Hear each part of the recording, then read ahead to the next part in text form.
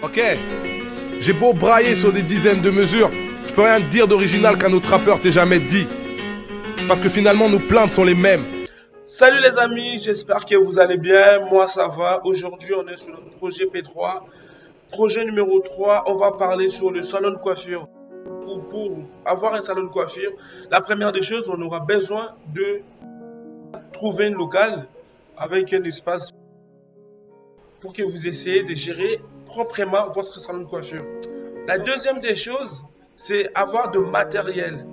La troisième, le coiffeur. Donc, sur les 3 points, la première des choses, j'ai dit, vous aurez besoin du local. La deuxième, le matériel. Troisième, le coiffeur.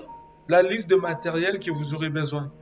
Sur la liste, je vais vous donner la liste, je vais vous numérer et je vais vous donner, je vais mettre le lien où vous pouvez acheter ou commander vos matériels, que ce soit à l'étranger ou au Congo. Il y aura des liens, il y a des sites auxquels vous pouvez les acheter. C'est-à-dire, vous aurez besoin d'une tondeuse, vous aurez besoin d'une brosse et de peigne, vous aurez besoin de fer de chevet et de lisseur, vous aurez besoin de tissage, vous aurez besoin de peigne, vous aurez besoin de casque, vous aurez besoin de sèche-cheveux, vous aurez besoin de gants, vous aurez besoin de lingettes, désinfectants, de protège oreillettes, vous aurez besoin d'évaporateurs, vous aurez besoin de pinces à cheveux, plusieurs matériels en fait. Mais vu que vous avez commencé, vous n'avez pas assez de moyens parce que le matériel sur le salon de coiffure.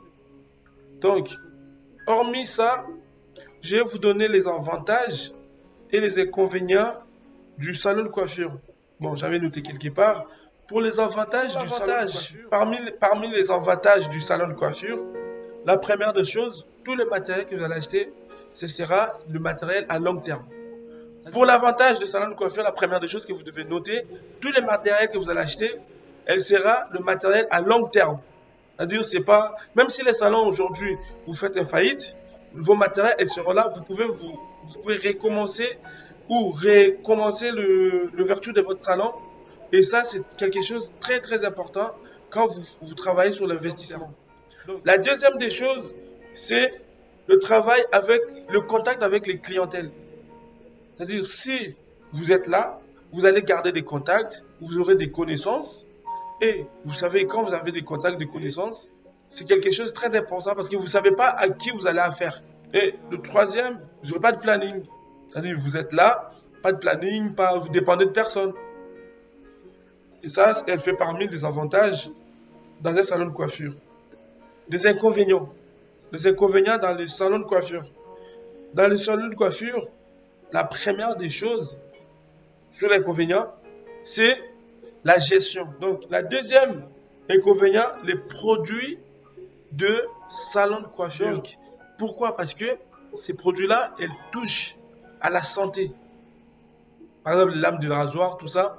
Donc, il faut veiller sur le matériel. Au niveau de budget, je dirais 1000 $. Donc, avec 1500, vous avez un départ. Bon, au moins, un bon départ, je dirais. Un bon départ avec 1500 $, vous êtes bien. Et au niveau de la rentabilité, déjà dans un salon de coiffure, vous n'aurez pas moins de 15 personnes par jour avec une coupe à 2000 francs par exemple. Chez les hommes, à 2000 francs ou 2500. Chez les dames, à 5 $ ou 10 $. Donc, vous n'aurez pas moins de 10 personnes la journée. Et c'est un investissement à long terme que vous serez bénéficiaire. Personnellement, je vous conseille d'investir. Moi, personnellement, je vous conseille d'investir sur le salon de coiffure. Et vous allez me donner votre avis au bout de 2 mois, 3 mois ou 1 an. Et je serai toujours là. Merci beaucoup. Merci beaucoup de m'avoir suivi. Un petit like me fera du bien. Merci beaucoup et à la prochaine.